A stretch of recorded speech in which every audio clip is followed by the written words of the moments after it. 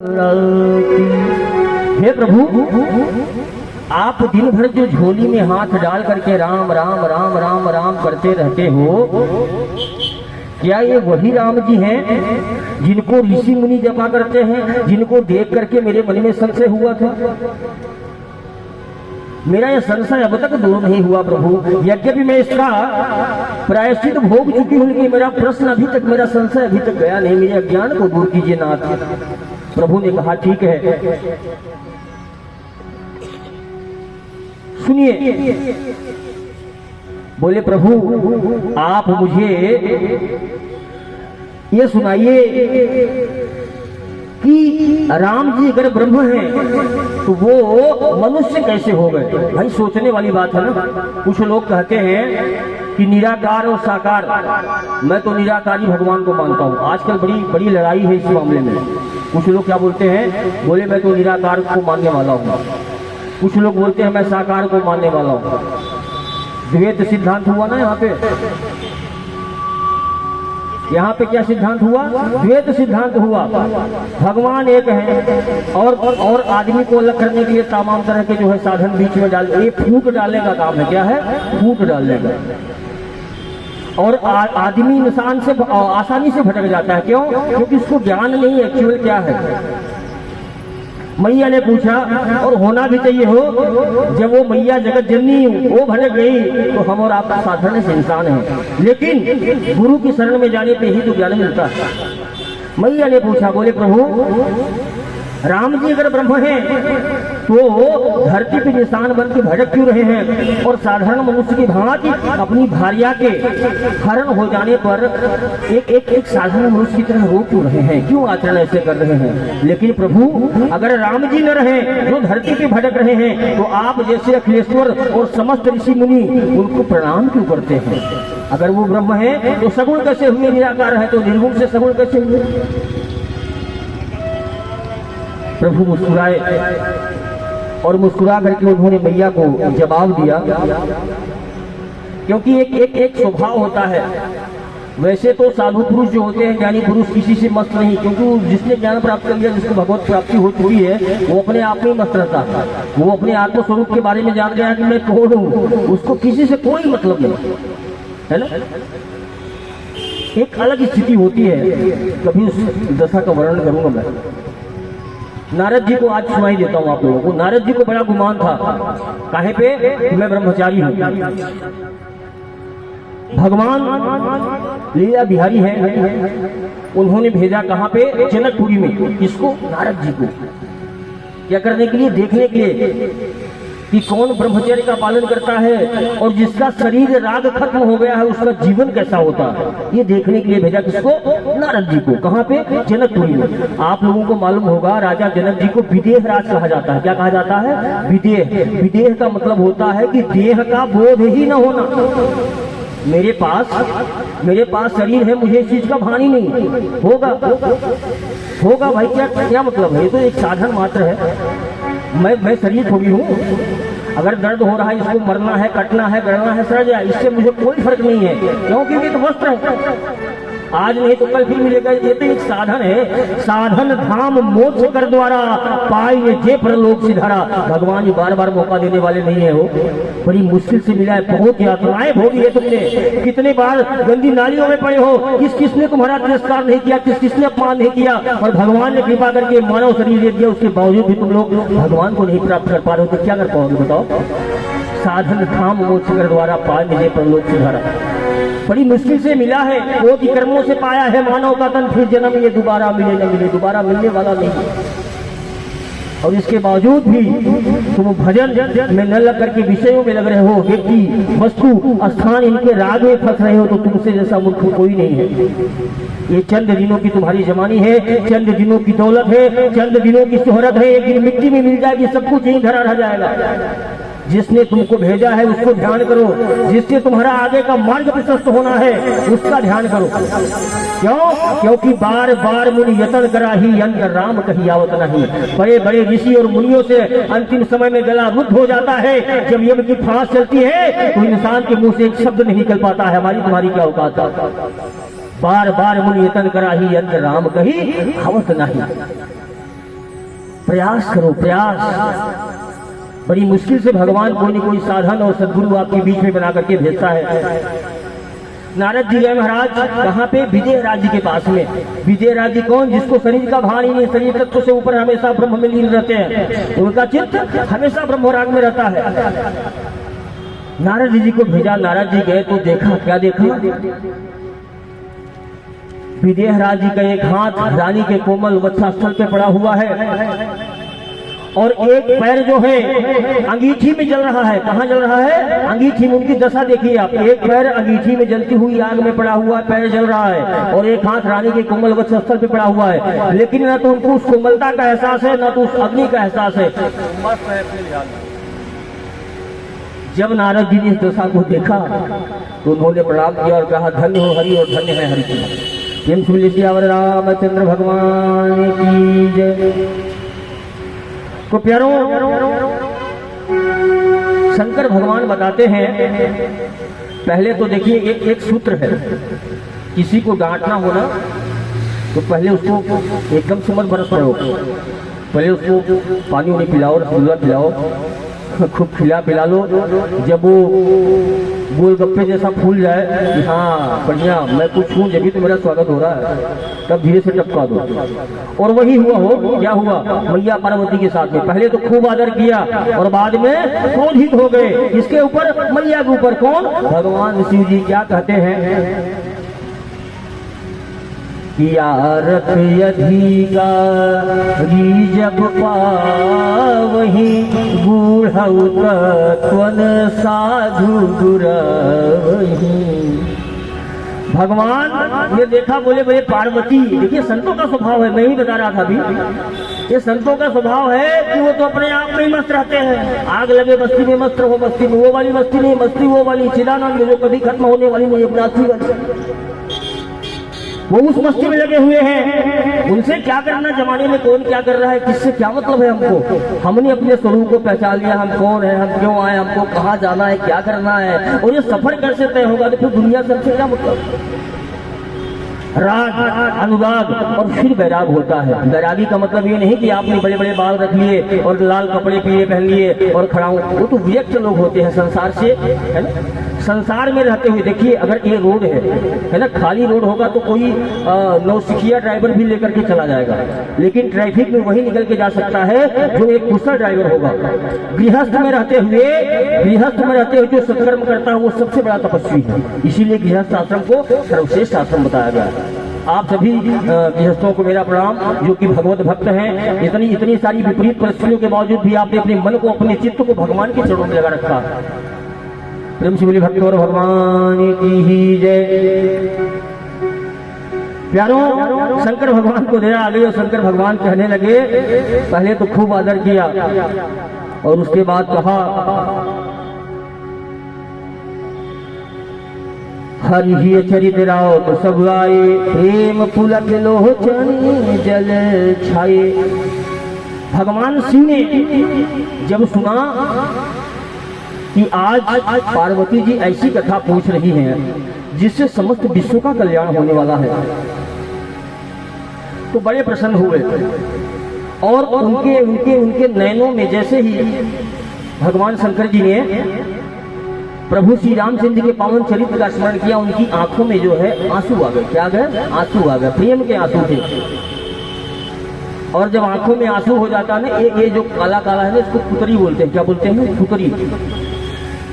अब देखिए बड़ी सुंदर सी लाइनें हैं। पुतरी, आंखों और आंसू के बीच में क्या लड़ाई हो रही है? इसको पलक बोलते हैं। ये जो काला काला है बीच में, इसको क्या बोलते हैं? पुतरी। और बीच में क्या आ गया? आंसू। पुतरी कहे मार्ग से हट जा। पुतरी कहती है किसको? आंसुओं को, भाई हट जाओ धुंधला। जब आंखों में आंसू आ जाते हैं तो साफ तस्वीर नहीं दिखती।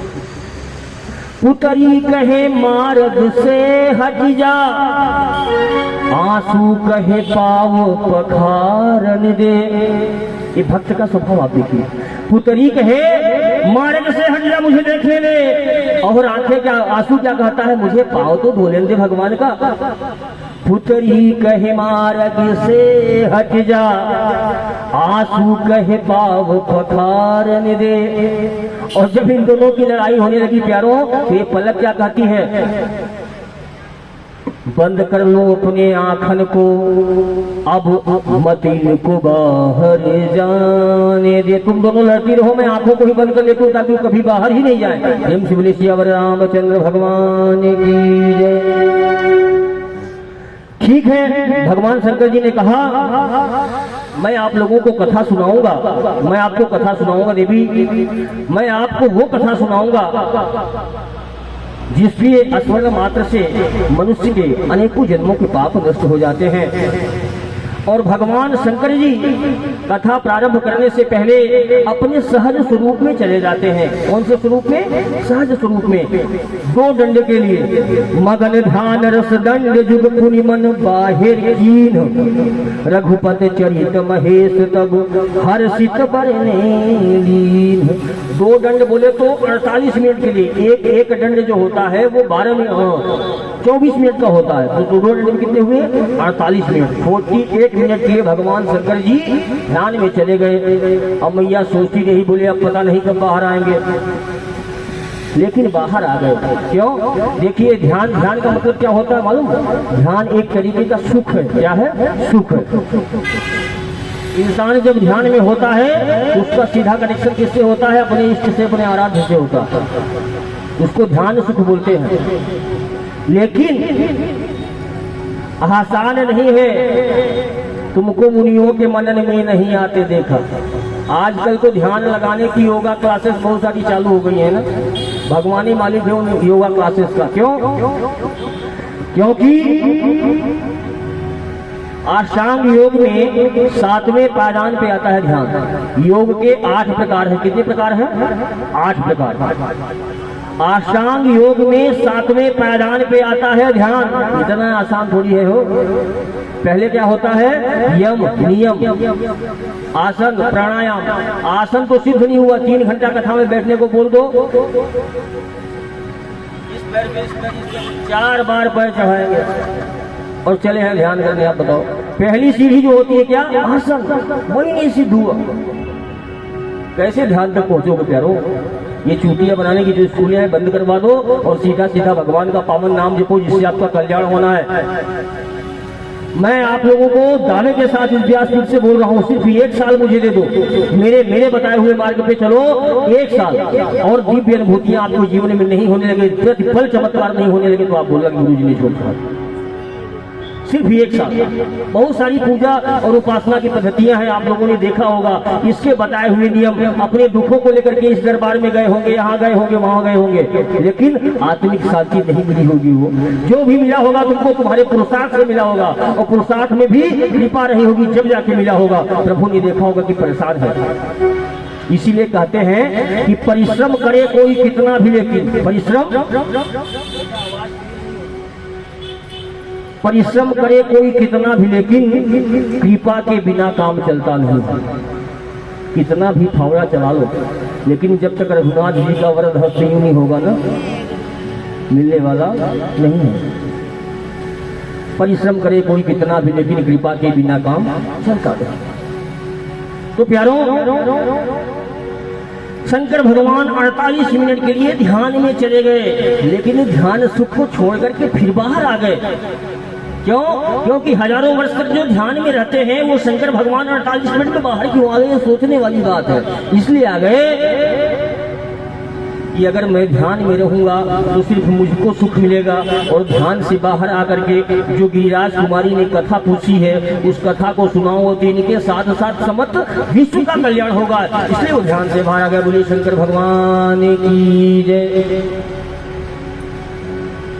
अब प्रभु मंगलाचरण करते हैं। कथा सुनाने से पहले मंगलाचरण होता है, जैसे हम सभी करते हैं। और वही जो प्रथम दिन मैंने आप लोगों को लाइनें सुनाई थी, क्या कि जय जय राम कथा हो, जय श्री राम कथा, जय जय राम कथा हो, जय श्री राम कथा, जय जय राम कथा हो, जय श्री राम कथा, जय जय राम कथा हो, जय श्री राम कथा।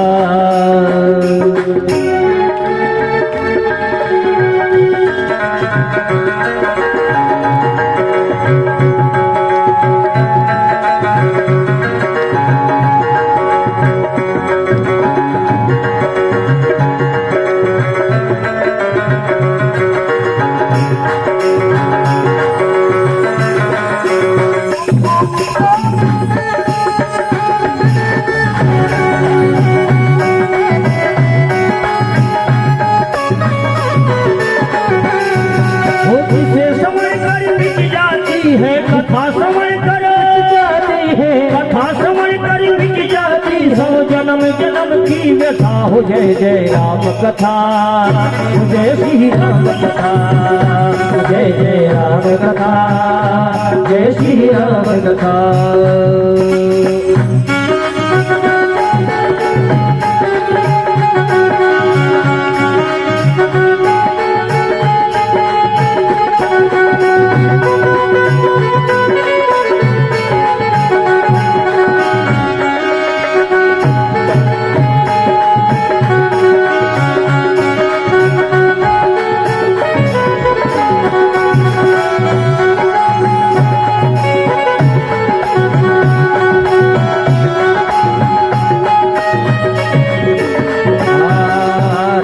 कथा सुंदर करतारी, संशय विहदू रावण हारी, राम कथा सुंदर करतारी, जब तेरे हो राम कथा सुंदर करानी है।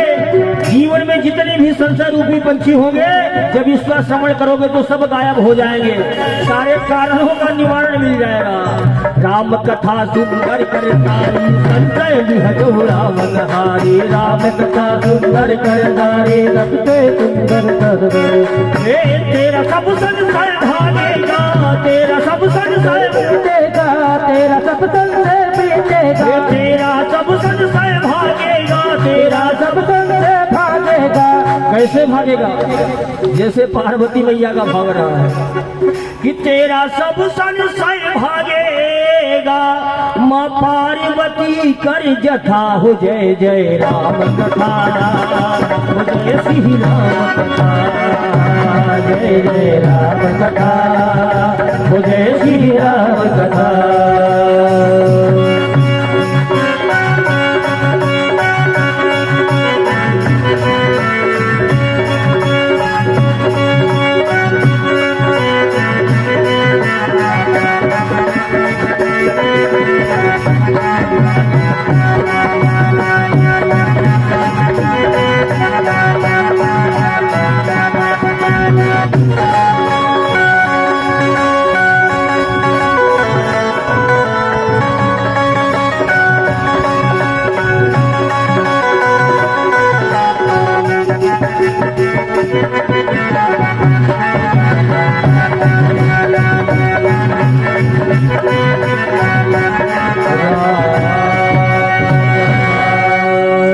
श्री अमर रामचंद्र भगवान की जय।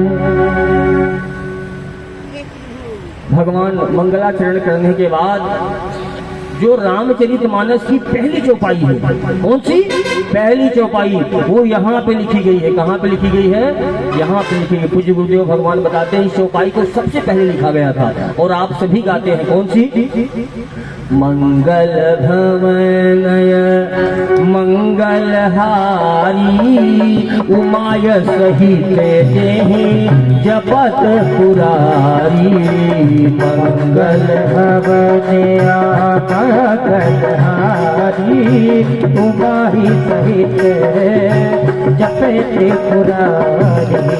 मंगल भवनय मंगलहारी, उमाय सहित जही जपत पुरारी मंगल भवन मंगल हरी उपाहि सहित जपेत पुरारी।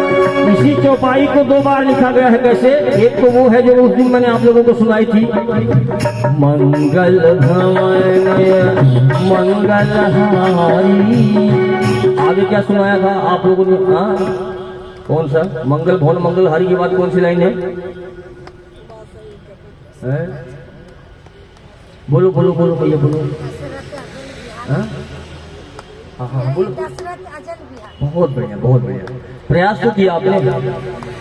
एक लाइन है, द्रवंश दशरथ अजीर बिहारी। मैंने उस दिन अर्थ बताया था आप लोगों को। हाँ, मंगल भवन अमंगल हारी द्रवंश दशरथ अजीर बिहारी। मंगल भवन अर्थात जो मंगल के भवन है, अमंगल हारी अमंगल का हरण करने वाले हैं। द्रवो मुझ पर दया करें। कौन? सो दशरथ हरीर बिहारी। दशरथ जी के आंगन में खेलने वाली वो राम जी मुझ पर कृपा करें। और अभी मैंने लाइन गाई थी कि मंगल भवन अमंगल हारी उमा सहित जी जपत पुरारी। उमा अर्थात जगत जननी जगदम्बा और पुरारी मतलब भगवान शिव जी। प्रेम से बोले सियावर रामचंद्र भगवान की जय। अब मैया की थोड़ी तारीफ करते हैं। देखिए मैंने भी कहा था ना, पहले तारीफ की जाती है। कैसे तारीफ करते हैं और बाद में फिर कैसे गोलगप्पा जैसा टपकाएंगे वो भी देखिएगा, आप दर्शन कीजिएगा। धन्य धन्य गिरिराज कुमारी तुम समान नहीं को उपकारी। धन्य धन्य गिरिराज कुमारी तुम समान नहीं को उपकारी।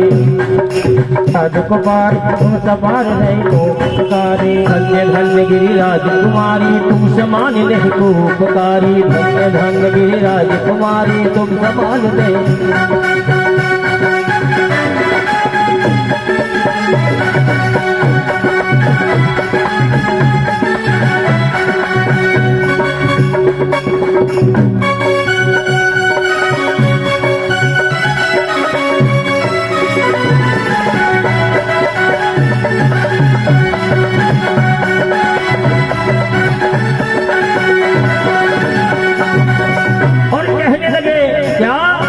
मैया से बाबा कहते हैं पूछे हो रघुपति कथा प्रसंगा सकल लोग जग पावन गंगा। पूछे हो रघुपति कथा प्रसंगा सकल लोग जग पावन गंगा।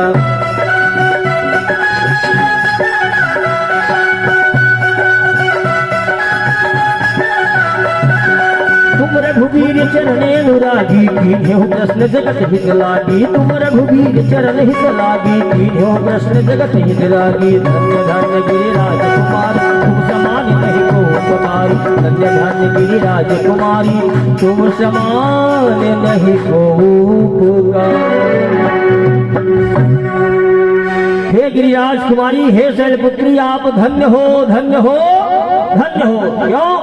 क्योंकि आज आपने वो कथा पूछी है जो त्रैलोक्य को पावन करने वाली है।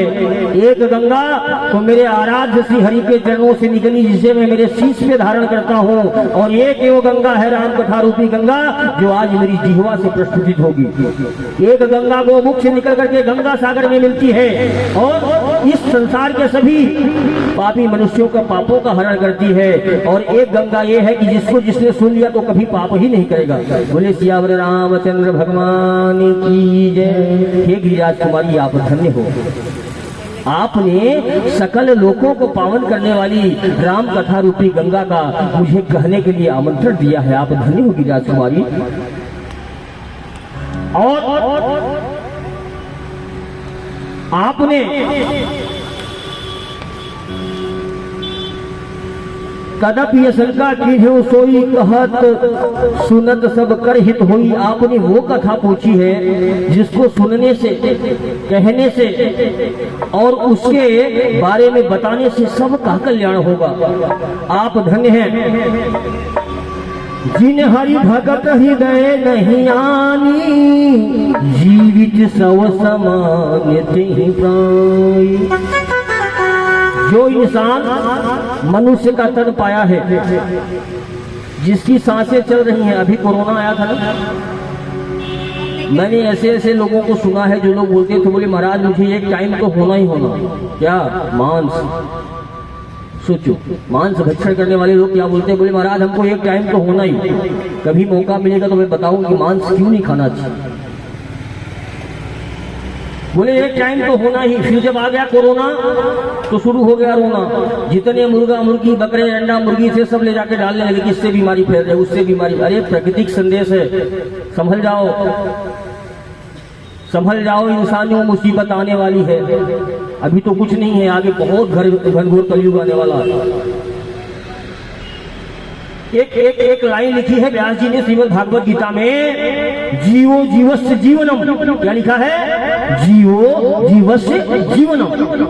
अब कुछ विधर्मियों ने उसका जो है दुष्प्रचार कैसे किया मालूम है आपको? उन्होंने कहा जीवो जीवस्य भोजनम। इस लाइन को कैसे डाइवर्ट किया? जीवो जीवस्य भोजनम। अब भोले भाले लोग बेचारे कहाँ संस्कृत जानते हैं, उनको बड़ी आसानी से आप डाइवर्ट कर सकते हो। क्या कहा? गोस्वामी आदरणीय व्यास जी ने लिखा है जीवो जीवस्य जीवनम, और विधर्मियों ने क्या कर दिया उसको? जीवो जीवस्य भोजनम, अर्थात जीव ही जीव का भोजन है, ऐसा लोगों ने अर्थ निकाला। जबकि उन्होंने क्या लिखा है? जीवो जीवस्य जीवनम। मछली काहे के लिए होती है? पानी को साफ करने के लिए भगवान ने। जितने इंसान के अलावा जितने जीव है ना, सब इंसानों की मदद करने के लिए भगवान ने बनाया। हर जीव का कार्य बटा हुआ है। आप क्या समझते हो? समय कम है, मैं बताता आप लोगों को। आपके शरीर के अंदर भी कीड़े हैं, पेट में एक बैक्टीरिया होता है, अगर वो नहीं हो तो पेट आपका क्लियर नहीं होगा, है ना? तो जीव है, लेकिन वो उस रूप में नहीं, उस जीव का कुछ अलग कार्य है। 83,09,999 यूनिया, और हम बार बार जन्म ले रहे हैं, उन्हीं में मर रहे हैं। कृपा है प्रभु की हम पर, क्यों? क्योंकि हमको गंदी नाली का कीड़ा नहीं बनाया हो। और कहो प्रभु से क्या कि मुझे तूने मालिक बहुत कुछ दिया है, तेरा शुक्रिया है, तेरा शुक्रिया है। मुझे तूने मालिक बहुत कुछ दिया है, बहुत कुछ दिया है, तेरा शुक्रिया है, तेरा शुक्रिया है। मुझे तूने मालिक बहुत कुछ दिया है, बहुत कुछ दिया है, तेरा शुक्रिया है, तेरा शुक्रिया है।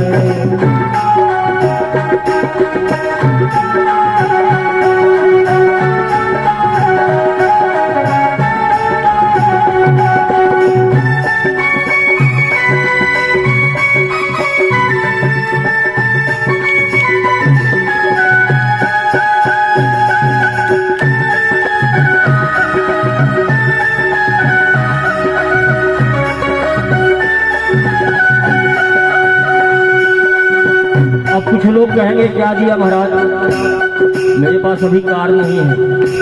तो कुछ लोग कहेंगे कि मैं तो किराए के मकान से रहता हूँ, है ना? और जिसको दिया है वो कहेगा क्या? जिसको दिया है ये औलाद दी है, जायदाद दी है, ये औलाद दी है, जायदाद दी है, ये औलाद दी है, जायदाद दी है, औलाद दी है, जायदाद दी है। लेकिन ये तो लौकिक धन है। क्या है? लौकिक धन, जिसमें कुछ आपका पुरुषार्थ भी है। भगवान कर्म को यज्ञ बताते हैं। हमारे भरत भैया हमारे बीच में आ गए हैं, मैं चाहूंगा कि वो भी आकर के कथा में हाजिर लगाएं। आदरणीय भरत यादव जी, कहना है देखो भगवान ने क्या क्या दिया, पहले इसको समझो आप। ये 2 आंखें दी, आपको अंधा नहीं बनाया हो, है ना? जिसके पास आंखें नहीं है वही सुंदर दुनिया को देखना चाहे। देखो कितनी बढ़िया दृश्य है, एकदम हरा भरा बगीचा। अभी कोरोना लगा था तो मैं मेरा बता रहा हूँ आप लोगों को। मुझे ऐसा लगता था कि भगवान कब ये पर्दा हटाओगे। मुझे हरियाली बहुत अच्छी लगती है। मुझे मालूम तो था कि इतनी जल्दी मैं मरने वाला नहीं हूँ, और आज भी मर जाऊँ तो मुझे कोई फर्क नहीं है, क्योंकि मैं जान गया कि मैं क्यों, कौन हूँ, क्यों आया हूँ, क्या करना। तो उस बात का गम नहीं था, लेकिन इस बात का गम था कि प्रभु ने प्रकृति के माध्यम से जो सुंदर दुनिया बनाई है, इसको मैं देख नहीं पाया जीवन के। भगवान अपनी इस दुनिया को देख तो ले दो। तो ये जो सुंदर आंखें हैं भगवान ने गिफ्ट दिया है आपको। जरा उनसे पूछो जिसके पास नहीं है, वही सुंदर दुनिया को देखना तो चाहते हैं, लेकिन कोई ऐसी मशीन नहीं है बिना आंख के इस दुनिया का दीदार कर सके। ये आपका छोटा सा माइंड है ना, इसमें 7 करोड़ ज्ञान कोशिकाएं हैं। कितनी कितनी कितनी 7 करोड़। कितनी है? 7 करोड़। एक बार में बोलने में खत्म हो गया। अभी लाइन खींचो ना तो यहाँ से लेकर के देवास तक पहुंच जाओगे, 7 करोड़ नहीं खींच पाओगे, इतना भरा हुआ है। ये अप्रूव हो गया है किसके द्वारा? विज्ञान के द्वारा। विज्ञान ने ये मान लिया है कि छोटे से भेजे में भगवान ने 7 करोड़ ज्ञान कोशिकाएं डाल के हमको इस धराधाम पे भेजा। अब 7 करोड़ ज्ञान कोशिकाएं हैं। एक ज्ञान कोशिका में, अब इससे भी बड़ी बात सुनो, एक ज्ञान कोशिका में 1 लाख ज्ञान की चीजें, विषय, शब्द नहीं, 1 लाख विषय अर्जित करने की कैपेसिटी है एक ज्ञान कोशिका में। दुनिया के किसी कंप्यूटर में, किसी मोबाइल में इतना बड़ा डाटा नहीं होगा जितना बड़ा डाटा परमपिता परमात्मा ने आपको बतौर गिफ्ट दिया है। और इसमें वो ऐसा कर रही थी, वो ऐसा कर रहा था, अरे वो तो बहुत निंदा करती बहन, ऐसा मतलब क्यों हम क्यों इन विषयों में पड़े? प्यारे समझो आप कौन हो, क्यों आए हो और क्या उद्देश्य है आपके जीवन का, कहाँ भटक रहे हो। और जो भटकता है वही लटकता है, फिर रोगे फिर तड़पड़ाओगे, बार बार मौका मिलने वाला नहीं। महान भगवत भक्त थे कौन? ज्ञान भरत जी। लेकिन अंतिम समय में राग हो गया हो, क्या हो गया? राग, प्रेम हो गया। किससे? हिरण के बच्चे से। क्या हुआ परिणाम? जीवन भर भक्ति करी। एक अच्छे भगवत, पहले राजा थे वो, अच्छे भक्त होने का निशान ये है कि राजपाट छोड़ दिया और जाकर के जंगल में रहने लगे। लेकिन अंतिम समय में एक नवजात हिरण का बच्चा आया, वो थोड़ा अस्वस्थ था, उसके पैरों में जख्म था, उसका मरहम पट्टी किया और मरहम पट्टी करने के बाद में वो उसको छोड़े नहीं, उसको पाल लिया। जो उनकी प्रीत प्रेम राम नाम में होनी थी वो मृग में हो गई। अंतिम समय में वो राम नहीं गा पाए, उनके मन की दशा जो थी मृग में लगी रही और उनका परिणाम क्या हुआ? उनका अगला जन्म मृग के स्वरूप में हुआ। इसलिए अपने चित्त की वृत्ति हमेशा भगवान के समय में लगा करके रखो। एक व्यक्ति था, उसकी पत्नी बड़ी आस्तिक थी। क्या थी? आस्तिक थी, धर्मात्मा थी। लेकिन पति जो था 1 नंबर का नास्तिक था, वो भगवान को नहीं मानता था।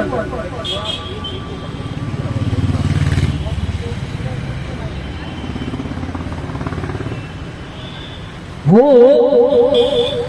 पत्नी की रोज रोज पूजा से, आरती से तंग आ गया था। कभी घी के लिए पैसे दे दो, कभी बत्ती के लिए पैसे दे दो, कभी कुछ कर दो। बोले क्या ये ढोंग धतूरे करती रहती हो तुम? बोले आप नहीं जानते हो, देखो इंसान की जब तक शादी नहीं होती है ना, जब तक उसका जीवन कुछ और होता है, और जब उसकी अर्धांगिनी आ जाती है उसके बाद में उसका जीवन कुछ और होता है। पति और पत्नी एक रथ के 2 पहिए हैं। क्या है? एक रथ के 2 पहिए हैं। मेरी कथा चल रही थी लसुड़िया मुरी गांव में, वहां पे किसी माता का प्रश्न आया। बोले मैंने कई महाराज लोगों से पूछा, गुरुजी आप ये बताओ कि पुरुष कम क्यों होते हैं कथाओं में, महिलाएं ज्यादा क्यों होती हैं? उनको मतलब घमंड आ गया थोड़ा सा हो कि हमारी पार्टी ज्यादा है। ऐसा नहीं भैया, अगर हमारे पुरुष भाई कमा करके लाके घर में दे रहे हैं तब आप निश्चिंतता के साथ में यहाँ बैठी हो।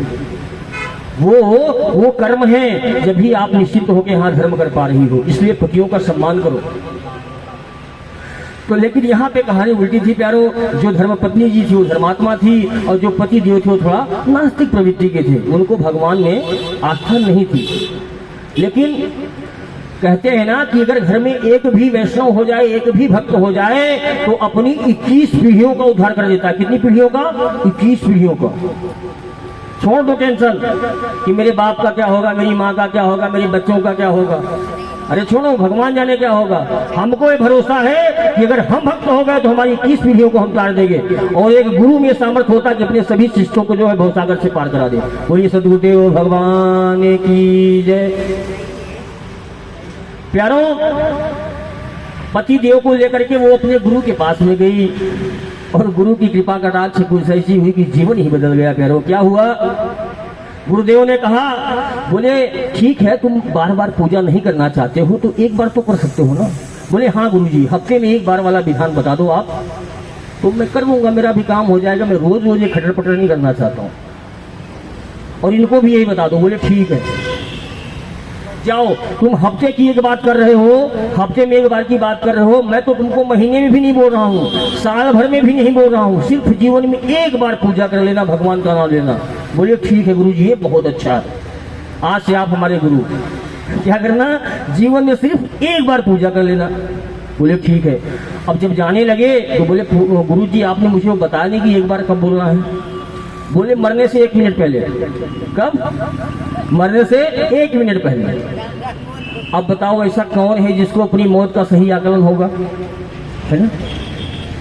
जीवन के हर क्षण को अंतिम क्षण मान के निरंतर प्रभु का स्मरण करते रहो, किसी भी हाल में रहो, किसी के राज में रहो, किसी के ख्याल में रहो, लेकिन मगन रघुराज में रहो, मगन रघुराज में रहो।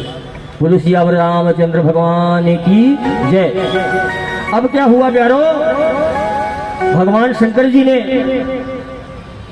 मैया के पहले तो खूब तारीफ करी और कहते हैं कि जिन हरि भगत हृदय नहीं आनी, जीवित सो समानते ही प्राणी। उस इंसान को जिंदा ही नहीं समझना चाहिए जो भगवान का भक्त नहीं है। क्यों? क्योंकि उसने अपने जीवन जीने का जो मतलब है ना वो समझा ही नहीं। कुछ लोग कमीने, बहुत कड़वी बात है प्यारों, कुछ लोग, सब नहीं, कुछ लोग कमीने होते हैं, बदनाम कौम को करते हैं। कुछ लोग निराले होते हैं, अंदाज निराले होते हैं। और जियो तो इस कदर, इंसान की जिंदगी के कुछ वसूल होते हैं, the rules and regulation for your life, जिन पे हमको चलना है। नियम कानून और कायदे बने हुए हैं, शास्त्र इसीलिए बनाए गए हैं, गुरु परंपरा का इसीलिए प्रारंभ हुआ। क्यों? क्योंकि हम उनकी कृपा कटाक्ष में रहेंगे तो कभी भी शास्त्र विरुद्ध आचरण नहीं करेंगे, और जब हम शास्त्र विरुद्ध आचरण नहीं करेंगे, हमारी मति शुद्ध रहेगी तो हमारी गति भी शुद्ध होगी, है ना? तो इंसान की जिंदगी के कुछ वसूल होते हैं, लेकिन किनके लिए? जो समझे उनके लिए रूल होते हैं, और कहने सुनने में तो ऊल जलूल होते हैं। जैसे सास मैया की पूजा कर देना मतलब पैर दबाना, गला नहीं, है ना?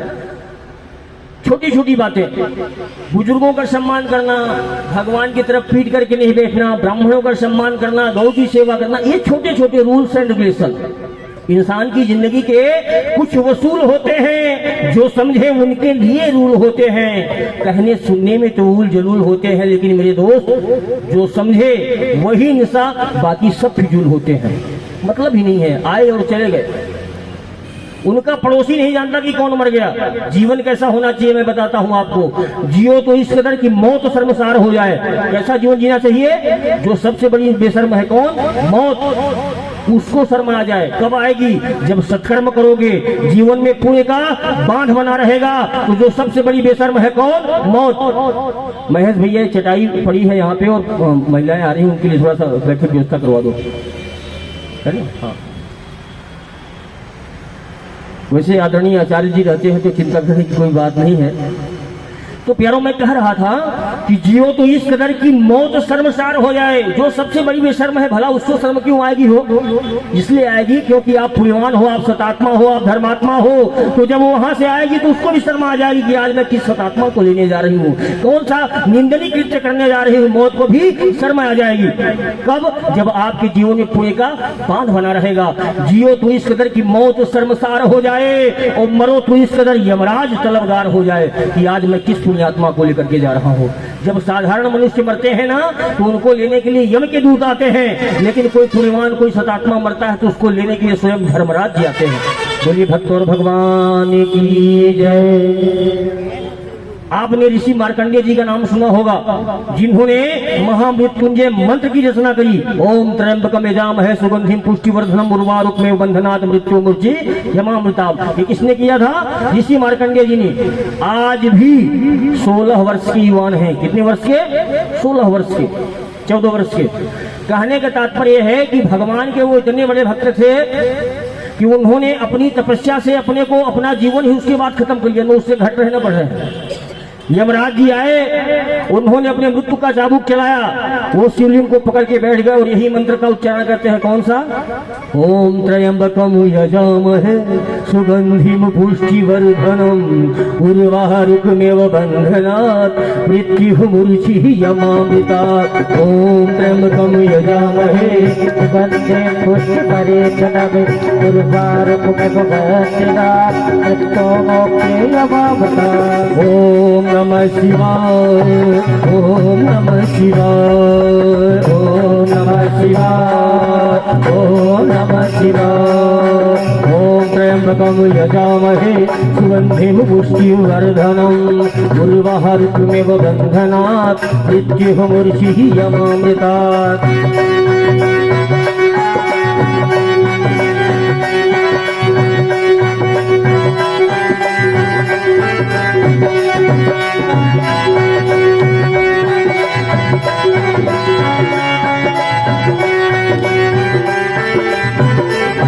भक्तों भगवान की जय। यमराज के पास में इतनी सामर्थ्य नहीं थी कि मार्कंडेय जी के प्राण वायु को लेकर के चले जाए।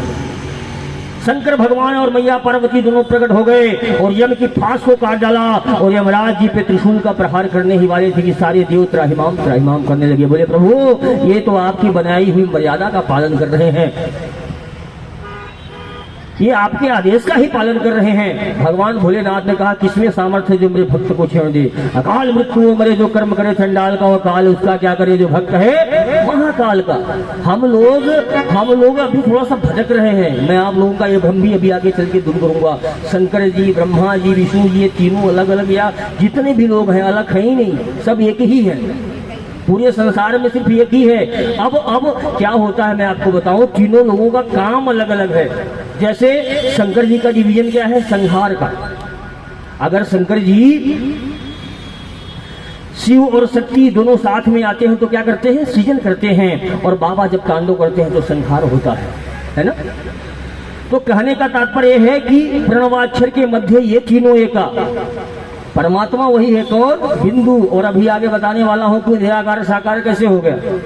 आज इसी पे हम लोग चर्चा कर रहे हैं कि निराकार साकार कैसे हो जाता। वो ब्रह्म है तो राम जी इंसान बन के क्यों भटक रहे हैं, और इंसान है तो हे भोलेनाथ आप प्रणाम क्यों करें। यही प्रश्न था ना पार्वती जी का, हम बताते हैं आपको आगे।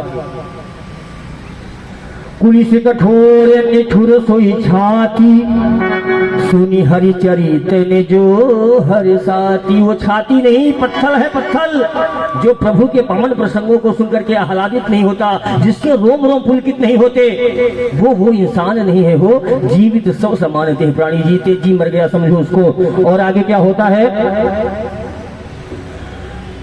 राम कथा सुरधेनु श्याम सेवत सब सुखदानी, सत समाज सुरलोक सब कौन सुने अस जाने। बोले देवी, राम कथा सुरधेनु है, कामधेनु है, देवताओं की धेनु है। समुद्र मंथन में 14 रत्न निकले थे, उसमें कामधेनु जी निकली थी। बोले राम कथा सुनने से ऐसा कोई मनोरथ नहीं है। लेकिन मनोरथ कौन सा? शास्त्र सम्मत। ये नहीं कि पड़ोसी की खटिया खड़ी हो जाए, ये वाला नहीं। मैंने बताता हूँ, शास्त्र सम्मत जो भी आपकी कामनाएं होंगी, ये राम कथा आपके लिए कामधेनु बनकर के उसकी पूर्ति करेगी। बोलिए राम कथा की जय हो। लेकिन अभी तक तो मैया की प्रशंसा करी प्रभु ने, अब गोलगप्पा फूटने का समय आ गया। कैसे दर्शन कीजिएगा प्यारो। कहीं सुनहि ऐसे धवनर जैसे जे मोह पिशाच, पाखंडी हरिपद विमुख जाने ही झूठे साच। लेकिन देवी सावधान, आपने ऐसा पूछा कि राम जी ब्रह्म है। अरे ऐसा वो कहता है जिसकी बुद्धि को किसी पिशाच ने ग्रसित कर लिया हो, जिसके ऊपर किसी भूत की सवारी हो, या जो पाखंडी हो, धर्म का आचरण सिर्फ आवरण पहना हो लेकिन धर्म के आचरण नहीं करता हो। ऐसा वो कहता है कि राम जी इंसान है, राम जी ब्रह्म नहीं है। भगवान में जो ब्रह्म बुद्धि नहीं करता वो पिशाच है, वो इंसान नहीं है। आप ऐसा कैसे कह सकती हैं? जिनके अगुण सगुण न विवेका जल पही कल्पित वचन अनेका। इसी अगुण सगुण के चक्कर में इंसान बार बार पुनरपि जन्मम पुनरपि मरणम पुनरपि जननी जठर शयनम बार बार जन्म लेता है, बार बार मरता है। और हम लोग हैं कौन है? उसी अंशी के अंश हैं जो इस सारे ब्रह्मांड को चला रहा है। आप उससे अलग नहीं हो। अज्ञान के वश आप उससे अलग हो गए हो। आपका अज्ञान आपको उससे दूर करके बैठा हुआ है। और जिस दिन आप जान जाओगे कि मैं कौन हूँ, है ना, इस मैं को मार करके उसमें मिल जाओगे, उस दिन आप स्वयं परमात्मा हो, उस अंशी के अंश हो। और ये ज्ञान जो है आपको बार बार भटका रहा है प्यारो। आइए आगे बढ़ते हैं। भगवान बताते हैं मैया पार्वती जी के माध्यम से पूरे संसार को कि सगुण ब्रह्म कैसे हो जाता है, निराकार ब्रह्म कैसे सगुण हो जाता है, कैसे राम जी के रूप में आ जाता है। सुनिएगा। सगुण ही अगुण ही नहीं कछु भेदा, गावहि मुनि पुराण बुद्धि वेदा। सगुण ही अगुण ही नहीं कछु भेदा, गावहि मुनि पुराण बुद्धि वेदा।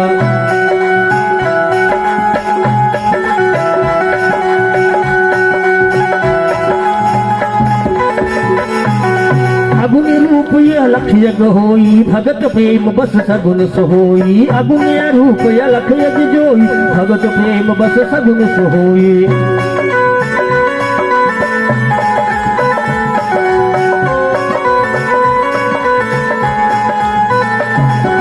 श्री राम जय राम जय जय राम, श्री राम जय राम जय जय राम, श्री राम जय राम जय जय राम, श्री राम जय राम जय जय राम। ओ राम ब्रह्म व्यापक जग जाना, परमानंद परेश पुराना। राम ब्रह्म व्यापक जग जाना, परमानंद परेश पुराना।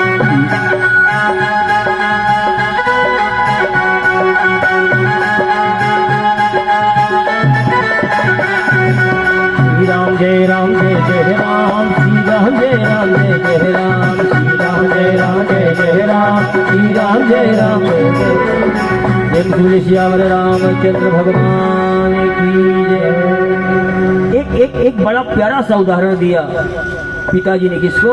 मैया जी को। आइए हम और आप भी समझते हो क्या उदाहरण है। अब ये बताइए, ये हेमंत जी हैं। कौन है? हेमंत जी। एक बार जोरदार तालियां इनके लिए बजा दीजिए। हेमंत जी है भाई। हेमंत जी का नाम सुन लिया आपने, है ना? अब इनको ऊपर पर्दा लगा के, पहले पर्दा लगा दो फिर बताओ कि यहाँ हेमंत जी बैठे हैं, तो आपको समझ में आएगा कि हेमंत जी कौन है। अब मैं जब जब हेमंत जी का नाम लूंगा ये चेहरा आपके दिमाग में आ जाएगा। आएगा कि नहीं आएगा? इसी प्रकार से जो अगुण है, बोले तो निर्गुण है, जो परमात्मा निराकार है, वो परमात्मा भक्तों के प्रेम के वशीभूत होकर के, भगवान ये ध्यान रखना, भगवान इंसानों की तरह जन्म नहीं लेते हैं। भगवान का प्राकट्य होता है। अभी आगे हम लोग पढ़ेंगे भगवान का क्या होगा, प्राकट्य होगा। आप जानते हैं कि भगवान में हमें आप में क्या फर्क है? हम इंसान प्रकृति के अधीन है। भगवान ने जिस प्रकृति की रचना करी है उस प्रकृति के अधीन हमारा मन, बुद्धि और कर्म है। लेकिन भगवान स्वयं प्रकृति को रचने वाले हैं, वो प्रकृति के अधीन नहीं, वो प्रकृति के स्वामी हैं।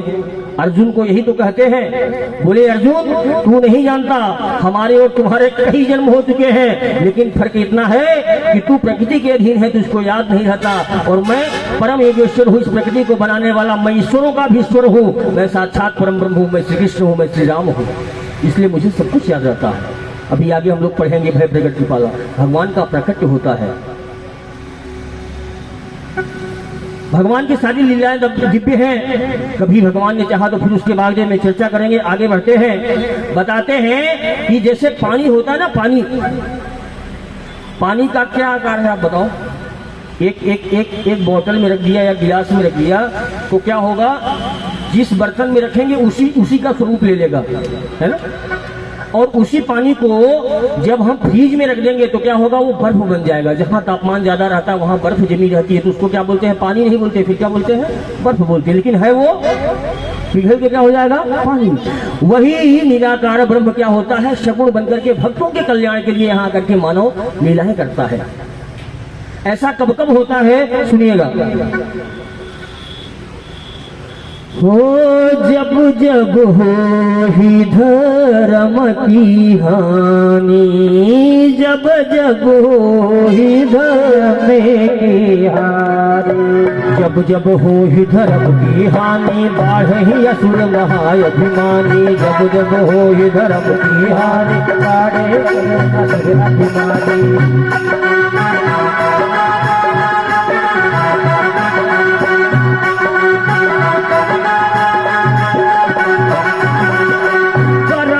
अनीति जाई नहीं बरनी, सीधहि दीपो धेनु सुर सरनी, सीधहि दीपो धेनु सुर सरनी। तब तब धरि प्रभु विविध शरीरा, हरहि सब भव सज्जन पीरा, तब तब धरि प्रभु विविध शरीरा, हरहि कृपा निधि सज्जन पीरा।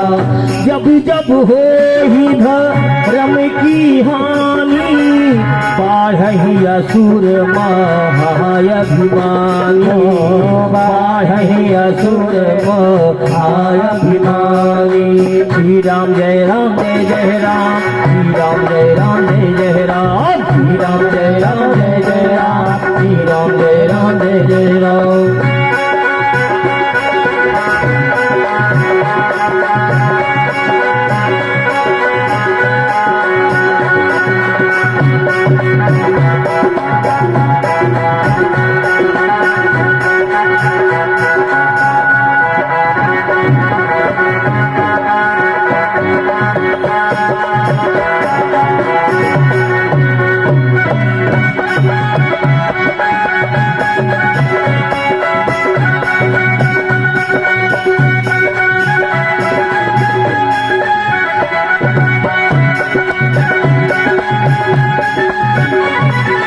सियावर रामचंद्र भगवान की जय।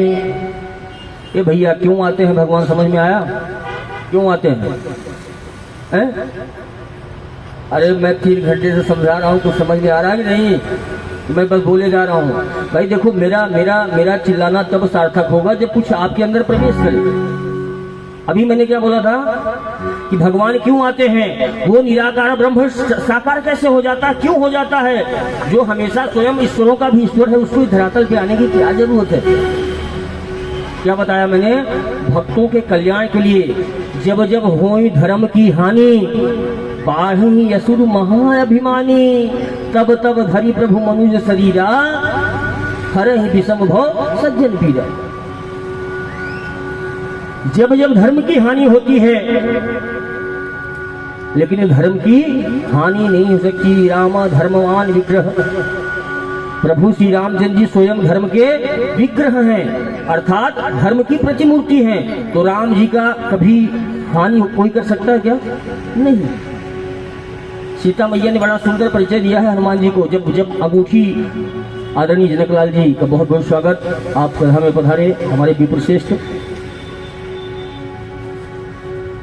जब अंगूठी हनुमान जी महाराज ने गिराई तो मैया मन में सोचने लगी हो, क्या सोचती है कि जीती को सकई, अरे अजय रघुराई, और माया ते यस रचि नहीं जाई। अर्थात जो अजय हैं, जिनको कोई परास्त ही नहीं कर सकता, जो ईश्वरों के भी ईश्वर हैं, मेरे राम जी को कौन परास्त कर सकता है? तो ये अंगूठी कहाँ से आई? और इस अंगूठी की विशेषता है क्या कि कोई कितना भी प्रबल मायावी हो, लेकिन माया से इसके जैसी अंगूठी नहीं बना सकता। क्यों? क्योंकि मायापति की अंगूठी है। बोले सियावर रामचंद्र भगवान की जय। तो प्यारों में ये कहना चाहता था कि धर्म की हानि नहीं होती, क्योंकि धर्म स्वयं राम जी है। फिर क्या होता है? शंकर जी झूठ बोल रहे हैं? नहीं, शंकर जी भी झूठ नहीं बोल रहे हैं। आदरणीय आपका बहुत बहुत स्वागत, आसन ग्रहण कीजिए। तो शंकर जी झूठ नहीं बोल रहे हैं और राम जी का कोई हानि नहीं कर सकता, वो धर्म की प्रतिमूर्ति है। तो फिर लिखा क्यों है? आपने स्कूल में, स्कूल कौन कौन गया था पहले बताओ, मुझे समझ में आ जाए कि सब पढ़े लिखे हैं कि सब ऐसे ही हैं मेरे जैसे ही। स्कूल कौन कौन गया था बताओ? उठाओ उठाओ हाथ उठाओ सर मोहम्मद। गए थे? मैया तुम नहीं गई थी? कोई बात नहीं, वहाँ पर समझ लेंगे। तुम भी नहीं गई थी? सही सही बताना, कौन जितने लोग स्कूल गए हो जरा बताओ तो। मेरे शिष्य सब ऐसे हैं, मेरे जैसे ही, जय श्री राम। अच्छा गए थे, ठीक है। जब बचपन में स्कूल गए थे हम लोग तो टीचर ने बताया था पहली दूसरी क्लास में एक ब्लैक बोर्ड पे एक लाइन खींची थी। क्या करी थी? लाइन खींची थी और बोला इस लाइन को ना तो स्पर्श करना है, अर्थात छूना भी नहीं है, इसको काटना भी नहीं, इसको मिटाना भी नहीं, लेकिन इसको छोटी करना है।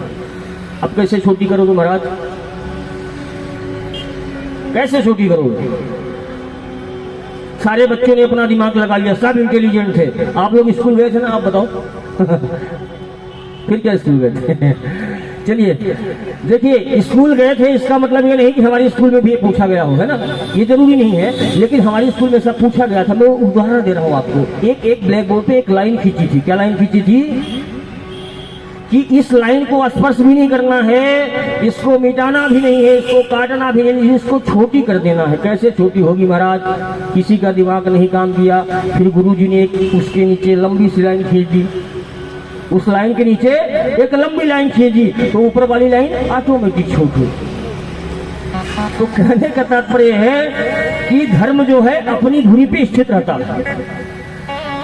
धर्म अगर इस संसार से विलुप्त हो जाएगा प्राणियों तो ये धरातल जो है ना रसातल में चली जाएगी। ये जो हम बैठ के आनंद से कथा सुन रहे हैं ना, संभव नहीं है प्यारो, बिल्कुल संभव नहीं है। जिस दिन धरती धर्म विहीन हो जाएगी उस दिन ये धरातल रसातल में चली जाएगी और प्रलय काल आ जाएगा। भगवान से सैया पे फिर से विहरण करने लगेंगे और कहना है कि संहार करने को जगत कल्याण करने को, क्या करने को? संहार करने को। संहार करने को जगत कल्याण करने को, हरे अवतार लेता है विधाता हर बार लेता है। अवतार लेता है विधाता हर बार लेता है। अवतार लेता है विधाता हर बार लेता है। अवतार लेता है विधाता हर बार लेता है।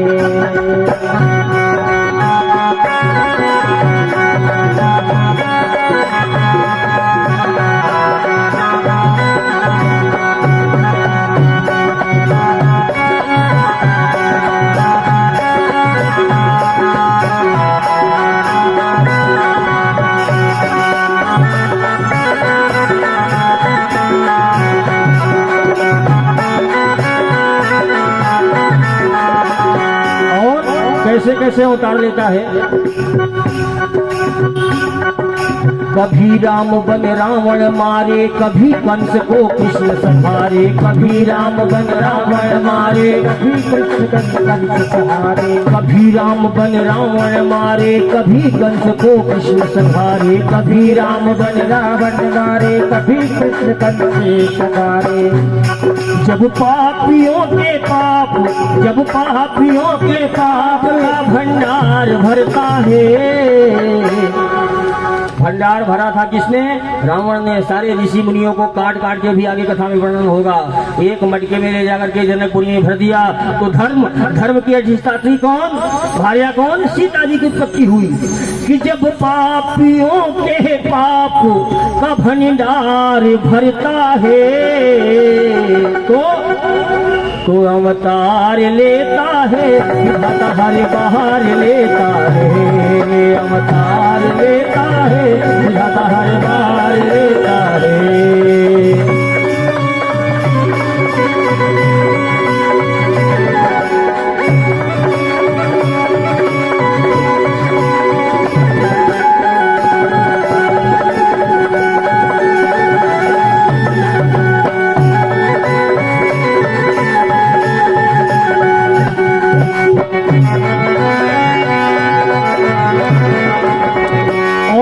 और सुनिए आप, और सुनिए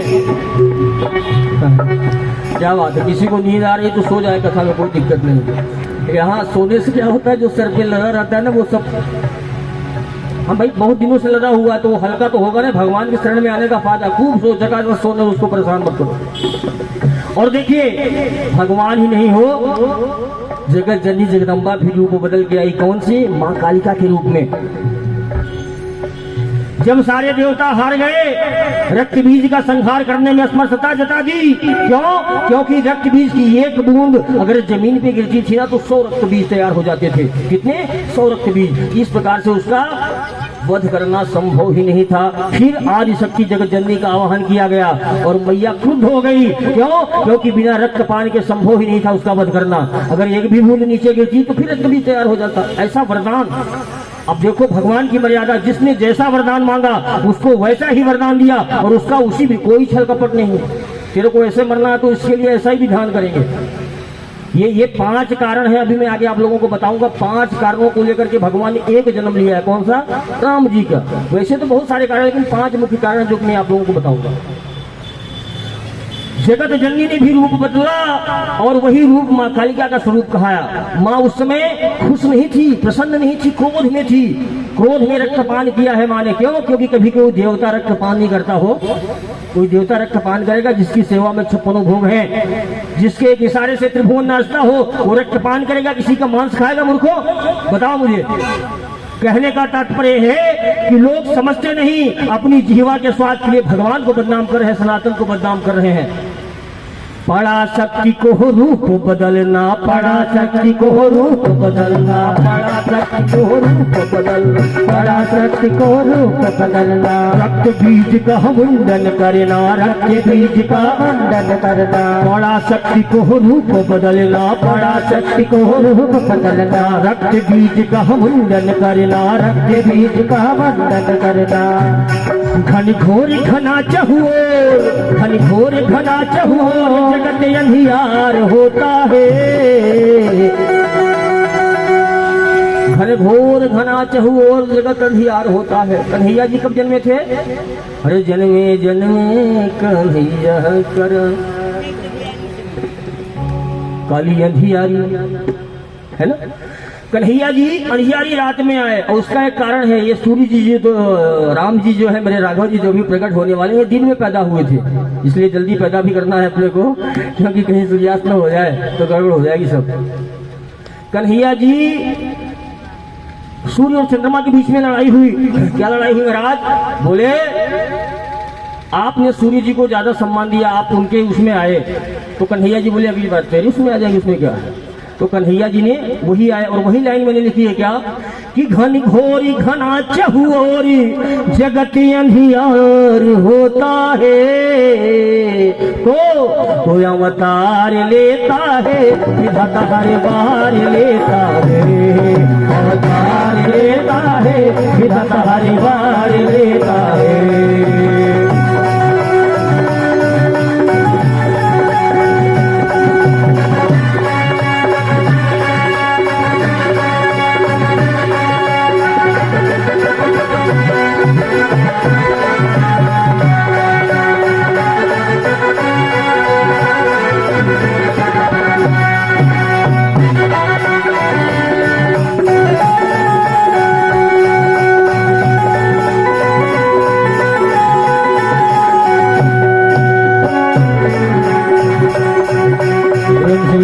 रामचंद्र भगवान की जय।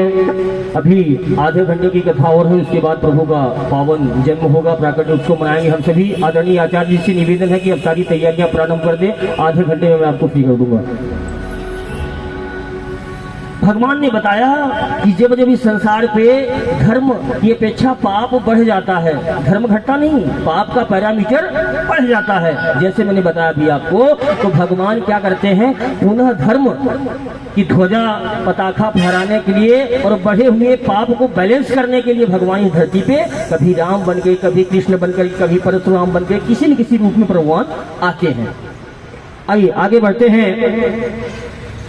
प्रभु बताते हैं कि प्रभु श्री रामचंद्र जी के जन्म के वैसे तो बहुत सारे कारण हैं, भगवान बताते हैं कि बहुत सारे कारण हैं देवी, लेकिन मैं आप लोगों को जो मुख्य 5 कारण हैं वो बताता हूं।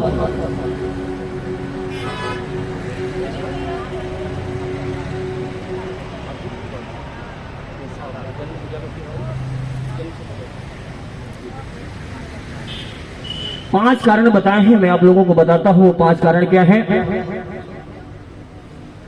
जन्म का पहला कारण है सनकादिक ऋषियों द्वारा जय विजय को श्राप दिया गया। क्या किया गया? सनकादिक ऋषियों द्वारा जय और विजय को श्राप दिया गया। ये जय और विजय कौन है महाराज? ये जय और विजय क्या हैं? ये भगवान के पहरेदार थे। कौन थे? पहरेदार थे श्री हरि विष्णु जी के। और भगवान के दरबार में अगर भक्त जाए तो उसको रोकने वाला अपराधी कहा जाता है। क्या कहा जाता है? अपराधी। आपने कभी राम जी के दरवाजे पर किसी को रोकने, किसी द्वारपाल को नहीं देखा होगा। बेधड़क जो फरियादी होता था उनके घर में प्रवेश कर जाता था। इन्होंने ऋषियों को रोकने का अपराध किया, उनको श्राप दिया। उनके उद्धार के लिए पहला कारण बताया जाता है। दूसरा कारण है प्यारो, जलंधर की पत्नी वृंदा। आप लोगों ने नाम सुना होगा, जो तुलसी मैया दिख रही है ना, ये उनका ही प्रतिस्वरूप है, जिनको हम लोग शालिग्राम भगवान पे चढ़ाते हैं। जो जलंधर की पत्नी वृंदा थी वो इतनी बड़ी पातिव्रत थी, पातिव्रत धर्म का पालन करने वाली थी कि उसको उसके पति को हराना असंभव था। क्या था? असंभव था। जब तक उसका पातिव्रत भंग नहीं होता, जब तक उसको कोई हराने वाला पैदा नहीं होता था। वो घर से जाता बढ़िया तिलक करवा के, और उसकी पत्नी जो है यहाँ अनुष्ठान में बैठ जाती। वो पातिव्रत तो थी ही सही। देखिए धर्म की राह पे चलने में कितना बड़ा देवता, तीनों लोग कंपायमान हो जाते थे। किससे? एक राक्षस से। क्यों? क्योंकि उसकी पत्नी